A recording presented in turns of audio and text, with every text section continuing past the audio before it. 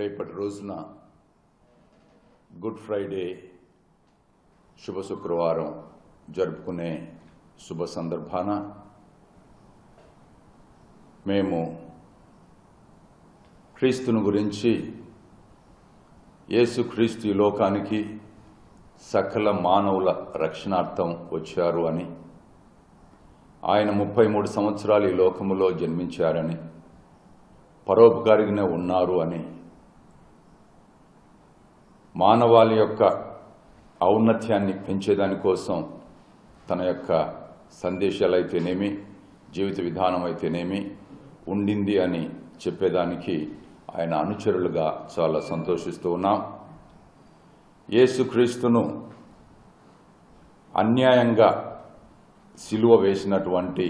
సందర్భాన్ని, సిలువ మోయించినటువంటి సందర్భాన్ని, సిలువ మీద కొట్టబడి చంపినటువంటి సందర్భాన్ని గుడ్ ఫ్రైడే రోజున గుర్తు చేసుకుంటూ ఉన్నాం. శుక్రవారం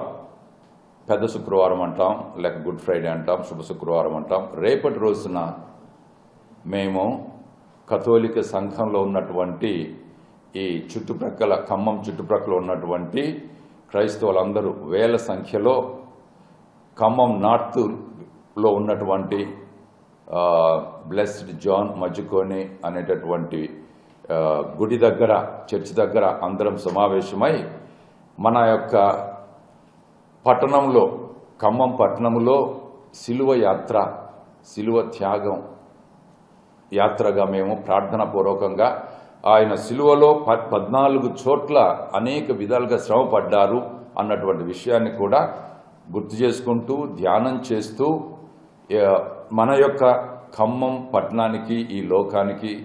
అటువంటి మహనీయుని ఆశీర్వాదం రావాలి అని చెప్పి మేము రేపటి రోజున గొప్పగా ఈ యొక్క శుభ శుక్రవారాన్ని, గుడ్ ఫ్రైడేను మన యొక్క పురవీధుల గుండా లైవ్ అంటే మా యువత కానీ వాళ్ళు ఉంటారు, వాళ్ళు వివిధ సంఘటనల్ని కూడా మనకు గుర్తు చేస్తూ ఆ విధంగా ఎంత కష్టపడతారో అనంటే, ఒక యువకుడైనా కానీ కొరడాలతో కొట్టించుకోవటం కానీ, సిలువ వేయించుకోవటం కానీ, అంటే తమ నాథుడు పన్నటువంటి, తన ప్రభు పన్నటువంటి ఆ శ్రమలని తమ శరీరంలోనూ అనుభవించే దానికోసం కూడా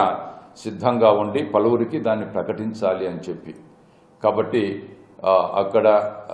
ఖమ్మం నార్త్ ప్యారిస్లో వైరా రోడ్లో ప్రారంభమయ్యేటటువంటి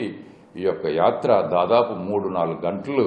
సాగుతూ ఉంది. అది ఇక్కడ కరుణగిరి పుణ్యక్షేత్రానికి వచ్చి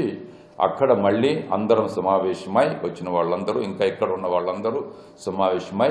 యేసు ప్రభు పలికినటువంటి మాటల గురించి ధ్యానం చేసుకుంటూ ఆ మహనీయుని ఆరాధిస్తూ